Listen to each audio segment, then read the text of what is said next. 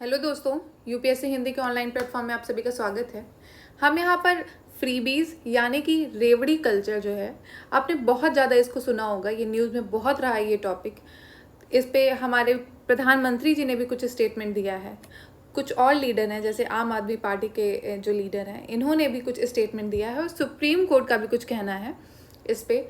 तो इसको हम लोग देखेंगे, अलग अलग पॉइंट ऑफ व्यू से देखेंगे इसे कि इसके क्या एडवांटेज हैं, इसके डिसएडवांटेज क्या हैं और ये किस तरह से जो गवर्नमेंट बहुत सारी स्कीम चलाती है सोसाइटी के लिए, सोशल वेलफेयर के लिए, लोगों की भलाई के लिए, पुअर सेक्शन के लिए, तो उससे ये किस तरह से डिफरेंट है। तो बहुत सारे पॉइंट ऑफ व्यू से हम लोग देखेंगे। तो चलिए स्टार्ट करते हैं।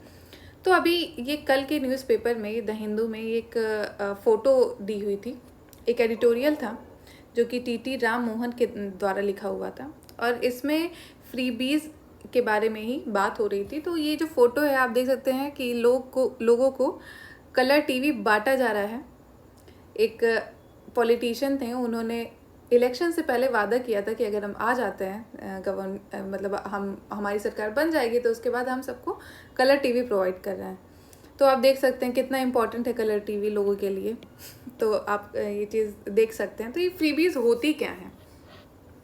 देखिए, फ्रीबीज क्या होती हैं, जैसे कभी कभी आप सुनते होंगे जब भी इलेक्शन का समय आता है बहुत सारे पॉलिटिशियन आपके पास आते हैं कि हम जीत गए तो आपको साइकिल देंगे, हम जीत गए तो आपको टेलीफोन देंगे, टेबलेट देंगे, बहुत सारी चीज़ें जो हैं वो आपको बताते हैं कि देंगे। तो कुछ लोग हम में से होते हैं जो यूपीएससी की तैयारी नहीं कर रहे हैं या फिर जो लोग काफ़ी जो होता है उनको लगता है कि कलर टीवी दिखा तो अरे हमें कलर टीवी घर में नहीं है, बहुत ज़रूरत है, तो ऐसे लोग उनके लुभावन में आ जाते हैं और फिर उनको वोट देते हैं।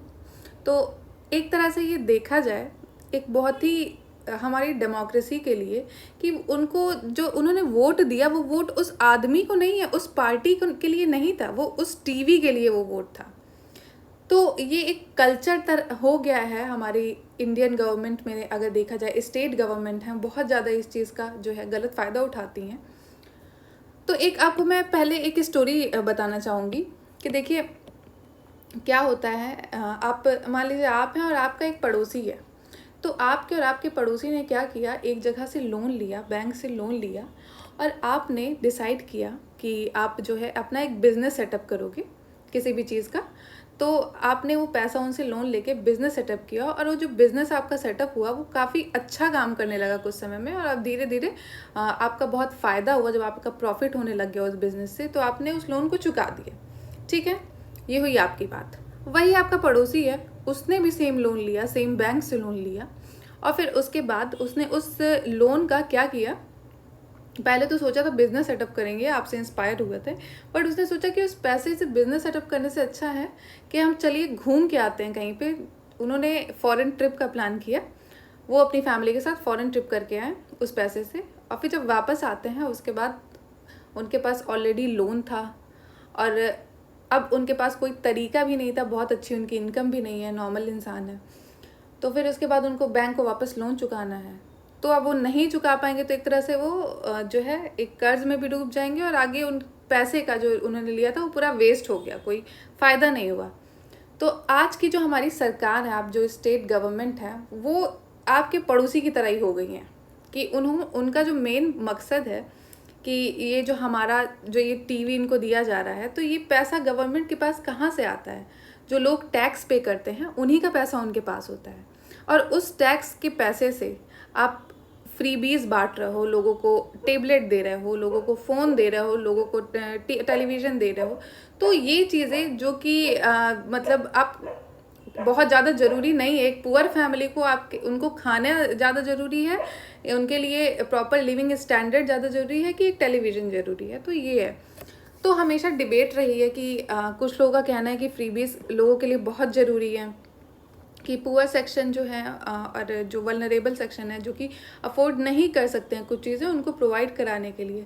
जैसे आप जानते हैं बहुत सारी स्कीम्स हैं गवर्नमेंट की, जैसे मिड डे मील स्कीम हो गई और फिर उसके बाद आप जानते हैं नेशनल फूड सिक्योरिटी 2013 स्कीम है जिसके थ्रू पीडीएस शॉप पे लोगों को राशन मिलता है। तो बहुत सारी चीज़ें हैं जो कि लोगों के वेलफेयर के लिए की जाती हैं। लेकिन कुछ चीज़ें उसमें से ऐसी होती हैं, जैसे कि ये आप देख रहे हैं, लोगों को टीवी बांट दिया जा रहा है, लोगों को टेबलेट दिया जा रहा है, फ़ोन दिया जा रहा है। जो कुछ पॉलिटिकल पार्टी के जो लोग हैं वो आने से पहले इलेक्शन के पहले वो लोग प्रॉमिस करते हैं कि हम ये चीज़ें देंगे, और उसके बाद इलेक्शन जीतने के बाद वो चीज़ देते हैं।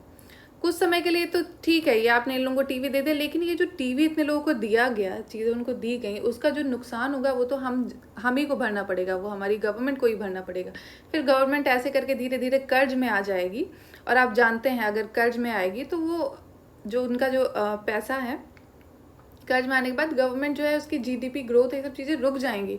आप देख रहे हैं जैसे श्रीलंका हमारे पास फेमस एग्जाम्पल है इस वक्त, कि उन्होंने शुरू में उनके वहाँ भी यही सिस्टम था कि फ्रीबीज टाइप का सिस्टम था। फिर धीरे धीरे उनका जो मेन जो रीज़न हुआ था कि ऑर्गेनिक फार्मिंग जो है उसने उनकी जो इकोनॉमी वल्नरेबिलिटी थी वो पूरी तरह से एक्सपोज कर दी थी ऑर्गेनिक फार्मिंग के थ्रू।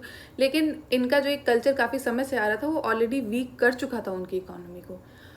तो आप देखेंगे कुछ इसके एडवांटेज भी कहे जाते हैं, आप इसको पूरी तरह से ये नहीं डिनाई कर सकते कि इसके सिर्फ नुकसान ही हैं, इसके कुछ फ़ायदे भी हैं। तो हम पहले फ़ायदे देखेंगे, फिर उसके बाद हम इसके डिसएडवांटेज देखेंगे। तो फ़ायदे क्या क्या हैं, जैसे कि आप जानते हैं कि ये जो कुछ स्कीम्स होती हैं जिसके थ्रू लोगों को खाना राशन प्रोवाइड किया जाता है, जानते हैं नेशनल फूड सिक्योरिटी 2013, उसके द्वारा पीडीएस पे शॉप पे वो रहता है, लोगों को राशन मिलता है सब्सिडाइज्ड रेट पे। फिर उसके बाद मिड डे मील हो गई, आप जानते हैं मिड डे मील आप देख रहे हैं, एक तरह से इसको फ्रीबीज एग्जैक्टली नहीं कहना चाहिए, इसको वेलफेयर स्कीम है, ठीक है। कुछ लोग इनको भी फ्रीबीज बोलते हैं, बट वो फ्रीबीज नहीं है, क्योंकि कुछ जो सेक्शन, देखिए सिंपल सी बात है, एक जो फ्रीबी हो गया और एक हो गया वेलफेयर स्कीम। तो इन दोनों में डिफरेंस क्या है? इन दोनों में डिफरेंस देखिए सिंपल सा इतना है कि फ्रीबीज जो होती हैं वो ऐसी चीज़ें दी जा रही हैं जो कि इंसान को, जो कि लोगों को बहुत ज़्यादा ज़रूरत उनकी नहीं है, या तो वो लग्जरी गुड होंगे या तो फिर ऐसी चीज़ होंगे नॉर्मल से जिनका लोगों की के लिए लॉन्ग टर्म उपयोगिता नहीं रहेगी, बेसिक नीड वो नहीं है।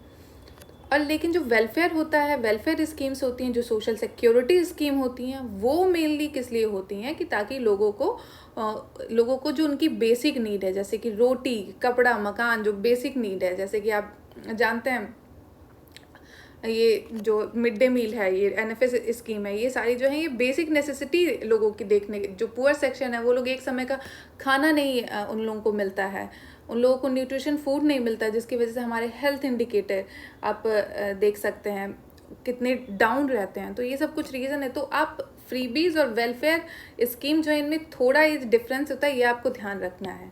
लेकिन कभी कभी ये जो वेलफेयर को जो है, वेलफेयर स्कीम को फ्रीबीज भी कह सकते हैं, एक तरह से वो फ्री में दिया जा रहा है। और ये जो फ्रीबीज हैं, ये थोड़ा बहुत इसमें ये है कि इन वर्ड को कभी कभी आगे पीछे जो है आप यूज़ कर सकते हैं, लेकिन थोड़ा ये डिफरेंस, जो मेन डिफरेंस है इसी का है कि ये लग्जरी गुड होता है, ये बेसिक नेसेसिटी होती है।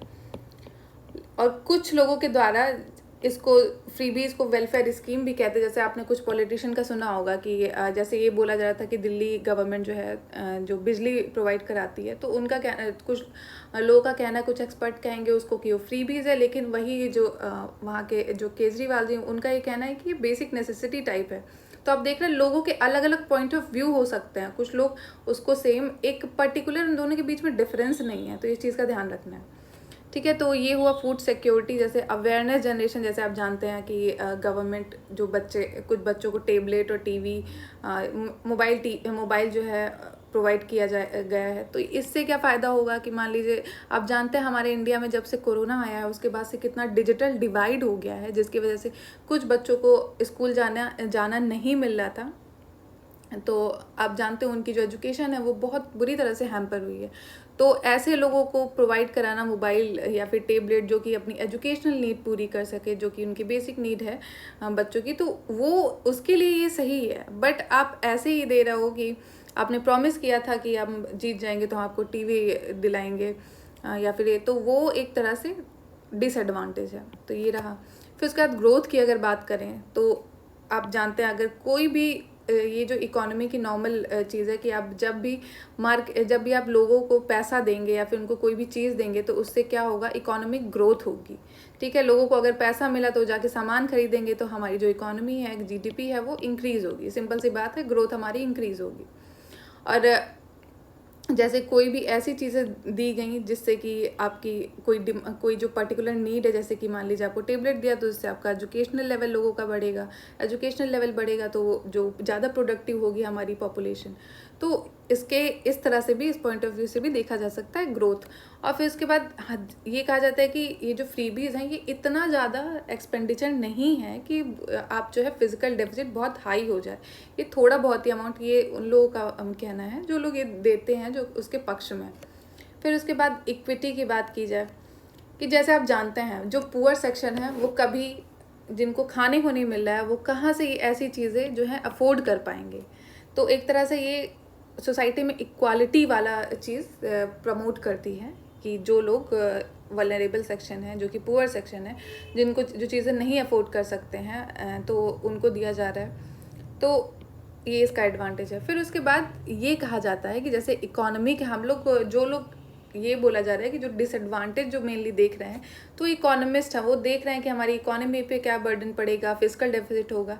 लेकिन वही अगर पॉलिटिशियन देखा जाए तो ये माना जाता है, हमारा पर्सपेक्टिव है समाज का, सोसाइटी का, कि पॉलिटिशियन जो है वो लोगों की नीड को ज़्यादा अच्छे से समझते हैं in comparison to economist. Economist जो है वो मैक्रो लेवल पे पूरी जो कंट्री है, जीडीपी है, उसकी नीड को समझेगा, वो पर्टिकुलर लोगों की नीड को नहीं समझेगा। तो वो माना जाता है, पॉलिटिशियन समझता है तो वो ज़्यादा अच्छे से चीज़ों को देख सकते हैं, वो ज़्यादा प्रैक्टिकल बात करते हैं कि लोगों को क्या ज़रूरत है। तो दिस इज़ ये कुछ एडवांटेजेस दिए हुए हैं इसके, आप देख सकते हैं। वहीं हम अगर डिसएडवांटेजेस की बात करें तो डिसएडवांटेज बहुत सारे हैं कि आप जानते हैं कि अगर किसी भी मार्केट कहीं पे भी आप जो है फ्रीबीज दे रहे हो, तो पहले तो सबसे पहले हमारा जो गवर्नमेंट का जो बजट है, जो अब उनके पास, हमारे पास जो पब्लिक का पैसा है वो वेस्ट हो रहा है, वो फ्रीबीज में जा रहा है। तो उसके बाद गवर्नमेंट जो है फिजिकल डेफिसिट उनका बढ़ सकता है। तो ये हो गया। और मेनली जो पब्लिक का पैसा है, जो लोग टैक्स पे करते हैं, तो उन पे जो है टैक्स बर्डन ऑलरेडी बढ़ेगा। ये इसका जो है कि आप उठा के पुअर सेक्शन को दे रहे हो या फिर ऐसे लोगों को दे रहे हो जिनकी ज़रूरत नहीं है, तो फिर टैक्स बर्डन जो लोग टैक्स पे करते हैं उन पे बढ़ेगा। और फिर टैक्स इवेजन जैसे दिक्कत हुई कि लोग टैक्स की चोरी करना, टैक्स से भागना, इस टाइप की चीज़ें स्टार्ट हो जाएंगी। ये रहा इसका, ये हैं कुछ इसके डिसएडवांटेज। और मेनली आप जानते हैं, अगर मान लीजिए कोई भी पॉलिटिशियन अगर लुभावनी बातें कर रहा है लोगों को सिर्फ वोट के लिए, तो जो हमारी जो जनता, जो भोली भाली जनता है, उसके साथ दिक्कत ये हो जाएगी कि वो मेनली उस पार्टी या फिर उस पर्टिकुलर उसके लिए नहीं वोट करेंगे और उस सामान के लिए वोट करेंगे। तो ये इसे क्या कहेंगे, ये हमारी डेमोक्रेसी जो है, डेमोक्रेसी के लिए एक खतरा हो सकता है। ठीक है। और नॉर्मली आप जान ही रहे हैं कि ये जो फ्री और फेयर इलेक्शन जो है इसको हैम्पर करेगा, जो कि मेन बेसिक थिंग है हमारी इकोनॉमी का, हमारी डेमोक्रेसी के लिए सबसे ज़्यादा इम्पॉर्टेंट है कि फ्री और फेयर इलेक्शन होना चाहिए, तो वो भी नहीं हो पाएगा। तो ये कुछ डिसएडवांटेज रहे इसके। आप अगर फ्रीबीज़ की बात करें, आप जानते होंगे एक इवेंट मैं आपको बताना चाहूँगी कि क्या हुआ था। ये जो ग्रीस कंट्री, आपने नाम सुना होगा, ग्रीस जानते हैं, इसका ये था, यहाँ पे जो यहाँ की गवर्नमेंट थी, इन्होंने वेलफेयर स्कीम पे पे बहुत ध्यान दिया था, बहुत ज़्यादा। वहाँ पे लोगों को पेंशन मिलती थी, लोगों को मतलब जो बेसिक नेसेसिटी थी, हेल्थ, एजुकेशन, ये सारी चीज़ें फ्री थी, और ये सारी चीज़ें फ्री थी और लोगों को इसके लिए पैसा नहीं देना पड़ता था। तो ये जो वेलफेयर स्कीम और इन सब की वजह से उनकी गवर्नमेंट पे बहुत ज़्यादा बर्डन आ गया, और इस बर्डन की वजह से इकोनॉमिक क्राइसिस जो है, वहाँ पे फिजिकल डेफिसिट ज़्यादा हो गया गवर्नमेंट का, और फिजिकल डेफिसिट की वजह से उनकी जो है इकोनॉमी जो है एक तरह से चरमरा गई। जब भी होगा फिजिकल डेफिसिट ज़्यादा हो जाएगा आपके पास। अभी आप देख सकते हैं श्रीलंका हमारे पास बहुत बड़ा एग्जाम्पल है कि आपके पास जब पैसा नहीं बचेगा, आपको नॉर्मली छोटी छोटी चीज़ों के लिए भी दिक्कत होगी कि आप बाहर से क्योंकि हमारी जो आज की इकोनॉमी है ना, वो ग्लोबलाइजेशन पे बेस्ड है। आप इतने, कोई भी कंट्री इतनी ज़्यादा प्रोडक्टिव नहीं है कि वो अपनी ज़मीन से हर चीज़, चाहे वो तेल हो, चाहे वो फूड हो, चाहे वो डिफरेंट टाइप की मैन्युफैक्चरिंग चीज़ें हों, वो सारी एक ही जगह पे नहीं मिल सकती हैं। आप किसी ना किसी तरह से आप पूरे वर्ल्ड पे डिपेंडेंट हो। तो आप अगर डिपेंडेंट हो तो उसके लिए आपको जो इकोनॉमी है मेंटेन करनी पड़ेगी अकॉर्डिंग टू वर्ल्ड के अकॉर्डिंग, जो ग्लोबलाइजेशन है उसके अकॉर्डिंग बाकी भी कंट्री, और उन पे अगर इफेक्ट पड़ेगा तो आप पे भी इफेक्ट पड़ेगा। तो आप श्रीलंका आप देख सकते हो, बहुत ही फेमस एग्जाम्पल है इन सब चीज़ों का। तो ऐसे ही ग्रीस में ही हुआ था कि उन्होंने जो है वेलफेयर स्कीम बहुत सारी चलाई थी। तो उनके लोगों को जैसे जो बूढ़े लोग हो गए, जो बूढ़े हैं, ओल्ड एज पर्सन है, उनको पेंशन दी जा रही थी। तो इसका बर्डन इतना ज़्यादा हो गया था उन पे कि वो इकोनॉमी जो है उनकी इकोनॉमिक जो है पूरी तरह से गड़बड़ हो गई। तो ये एक कुछ हम एग्जांपल ले सकते हैं, जैसे ग्रीस का हो गया, श्रीलंका का हो गया। और फिर आप जानते हैं कुछ अगर इंसिडेंट्स की बात करें तो 2004 का फेमस इंसिडेंट्स था लखनऊ में। लालजी टंडन एक अपोजिशन लीडर थे, वो आए थे और वो साड़ी बांट रहे थे। तो वो साड़ी बांट रहे थे वहाँ की जो लेडीज़ थी उनको, और उसी टाइम पे वहाँ पे भगदड़ हो गई उसमें जो है उसी इंसिडेंट्स में, और करीब 21 लोगों की डेथ हो गई थी। तो आप देख रहे हैं क्या क्या चीज़ें होती रहती हैं इन सब इसकी वजह से। तो ये बात रही हमारी फ्रीबीज़ की। आई होप आपको चीज़ें समझ में आई होंगी जो मैं कहना चाह रही थी। कुछ एडवांटेज आपने देखे, कुछ डिसएडवांटेज देखे। तो हम देखेंगे अभी रिसेंटली जो है ये सुप्रीम कोर्ट ने बोला है, कुछ इनका कहना है सुप्रीम कोर्ट का, कि आपका जो ये फ्रीबीज़ का जो कल्चर है इस पर थोड़ा जो इकोनॉमी पे इफेक्ट पड़ रहा है इसकी वजह से। ये हमारे जो रमन्ना जो हमारे जो चीफ जस्टिस ऑफ इंडिया हैं, उन्होंने इस पे बोला था, स्टेटमेंट दिया था कि आप जो फिजिकल डिसिप्लिन है इन सब का ध्यान रखा जाए। जो भी हमारे जो इंडिया में वेलफेयर स्कीम चल रही हैं, जो कि फ्रीबीज चल रही हैं, तो वो एक तरह से जो फाइनेंशियल डिसिप्लिन है, फिजिकल डिसिप्लिन है, उसको मेंटेन रखने के साथ साथ जो है इकोनॉमी में फ्रीबीज और इन सबको बढ़ावा दिया जाए। और इस चीज़ को मद्देनज़र रखते हुए कि आप इग्नोर नहीं कर सकते हो हमारा जो फिजिकल डिसिप्लिन, हमारी इकोनॉमी है, आपकी सारा जो पैसा है वो दूसरी जगह पे चला जा रहा है। तो दीज आर द थिंग हम लोगों को ध्यान में रखना है।